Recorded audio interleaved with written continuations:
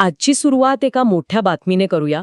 महाराष्ट्र भारताचं digital power house म्हणून आपली जागा अधिक घट्ट करतोय असं दिसतंय. हो, अगदी. आपल्याकडे जे स्रोत आलेत त्यानुसार मे 2025 मध्ये महाराष्ट्राच्या IT आणि टेक उद्योगात प्रचंड हालचाल दिसतीये. आणि हे फक्त गुंतवणुकीबद्दल नाहीये, तर धोरण, पायाभूत सुविधा आणि कौशल्य विकास या सगळ्याचे एक एकत्रीकरण आहे. बरोबर. आज आपण यावरच सविस्तर चर्चा करणार आहोत. म्हणजे सरकारची नवीन धोरणं काय आहेत, अब्जावधी डॉलर्सची गुंतवणूक नेमकी कुठून आणि काय येतेय, आणि सगळ्यात महत्वाचं म्हणजे या सगळ्यासाठी लागणारे कुशल मनुष्यबळ कसं तयार केलं जातंय. अगदी. चला तर मग याचा सविस्तर आढावा घेऊया. हो, हे खरंच खूप महत्वाचं आहे. कारण ही जी वाढ आहे ना, ती अचानक झालेली नाहीये. अच्छा. यामागे एक सुनियोजित रणनीती दिसतेय. आपल्या स्रोतांमधली आकडेवारी पाहिली तर देशातील जवळपास 60% डेटा सेंटर्स एकट्या महाराष्ट्रात आहेत. 60%? हा आकडा खूप मोठा आहे. हो, आणि हे आकडेच सांगतायत की राज्यांनी या क्षेत्रात किती मोठी आघाडी घेतली आहे. तर आजच्या चर्चेत आपण हेच समजून घेऊ की हे धोरणात्मक निर्णय आणि प्रत्यक्ष गुंतवणूक एकमेकांना कसे पूरक ठरत आहेत. ठीक आहे. तर सुरुवात सरकारच्या धोरणांपासून करूया का? हो, नक्कीच. नुकतीच ग्लोबल कॅपॅबिलिटी सेंटर किंवा GCC पॉलिसी 2025, मग महाराष्ट्र स्टार्टअप पॉलिसी 2025 आणि इंडस्ट्रीज पॉलिसी 2025 अशा काही नवीन धोरणांची घोषणा झाली आहे. यातल्या या GCC पॉलिसीचं ध्येय खूप मोठं दिसतंय. म्हणजे 2030 पर्यंत 400 नवीन GCC आकर्षित करणे आणि त्यातून 4 लाख कुशल नोकऱ्या निर्माण करणे. अगदी. आणि इथे एक गोष्ट लक्षात घेण्यासारखी आहे. ही धोरणं फक्त कागदावर नाहीत. अच्छा. हो, उदाहरणार्थ इंडस्ट्रीज डिपार्टमेंटचं नाव बदलून industries, investment and services department असं केलंय. म्हणजे नावातच बदल केलाय. हो, आणि हा बदल खूप सूचक आहे.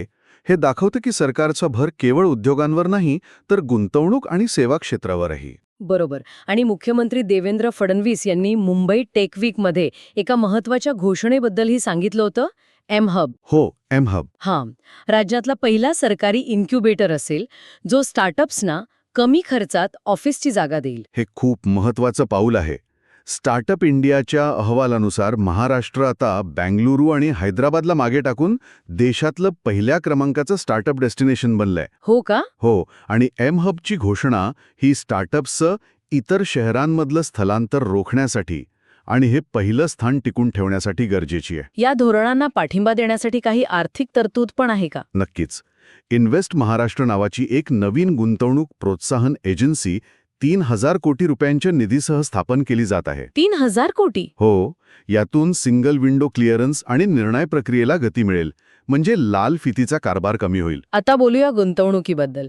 कारण धोरणं कितीही चांगली असली तरी पैसा आला नाही तर त्याचा उपयोग नाही. बरोबर. कॅनडाच्या ब्रुकफिल्ड कंपनीने मुंबईत $1 अब्ज पेक्षा जास्त गुंतवणूक करण्याची घोषणा केली आहे. हो, ही खूप मोठी गुंतवणूक आहे.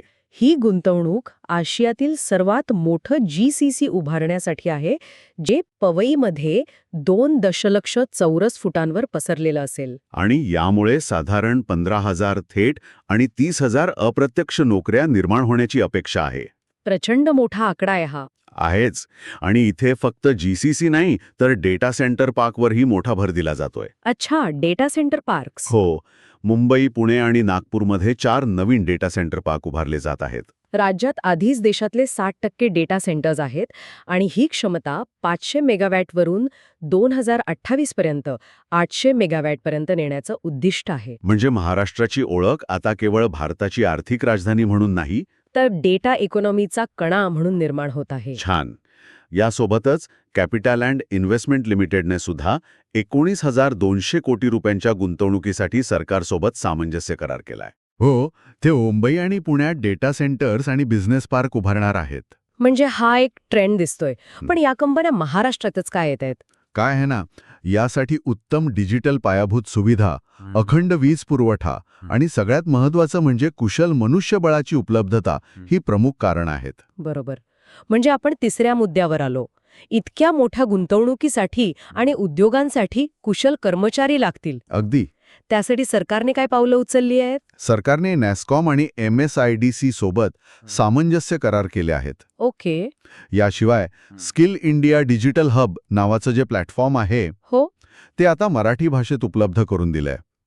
यावर इंडस्ट्री 4.0, AI, मशीन लर्निंग आणि ड्रोन टेक्नॉलॉजीसह 7,000हून अधिक अभ्यासक्रम उपलब्ध आहेत. हे खूपच महत्वाचं आहे, कारण केवळ पायाभूत सुविधा असून चालत नाही. सॉलतच नाही.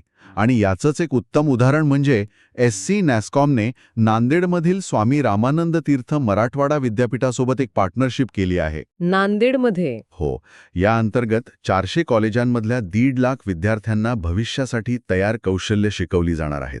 1.5 लाख विद्यार्थी, म्हणजे याचा परिणाम थेट ग्रामीण भागापर्यंत पोहोचेल. अगदी.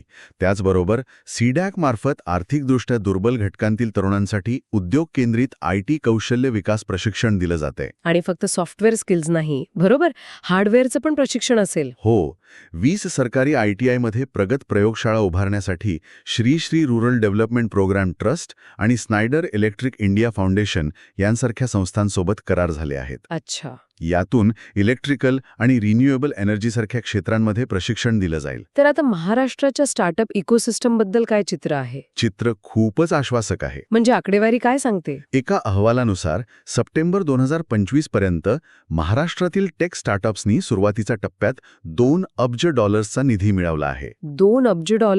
हो. आणि महाराष्ट्र स्टार्टअप्सच्या संख्येत देशात आघाडीवर आहे.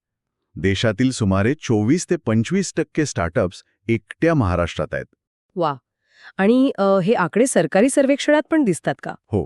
इकॉनॉमिक सर्व्हे ऑफ महाराष्ट्र 2024-25 नुसार देशातील एकूण थेट परकीय गुंतवणुकीत म्हणजे FDI मध्ये राज्याचा वाटा 31% आहे, जो देशात सर्वाधिक आहे. म्हणजे जवळपास 1/3 FDI महाराष्ट्रात येतोय. बरोबर.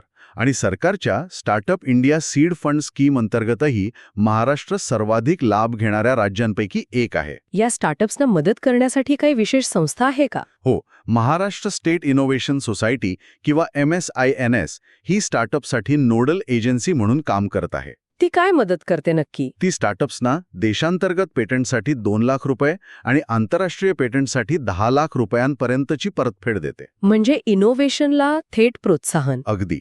हे सर्व घटक मिळून स्टार्टअपसाठी एक पोषक वातावरण तयार करत आहेत. तर आजच्या चर्चेतून एक गोष्ट अगदी स्पष्ट होतीये. महाराष्ट्र केवळ गुंतवणूक खेचत नाहीये, तर धोरण, पायाभूत सुविधा आणि कुशल मनुष्यबळ या तिन्ही आघाड्यांवर एक मजबूत इकोसिस्टम उभारत आहे. हो, आणि सगळं एकमेकाशी जोडलेलं आहे. GCC पॉलिसीपासून ते M-Hub पर्यंत आणि अब्जावधींच्या गुंतवणुकीपासून ते स्थानिक भाषेतील कौशल्य विकासापर्यंत. सगळं काही. अगदी बरोबर.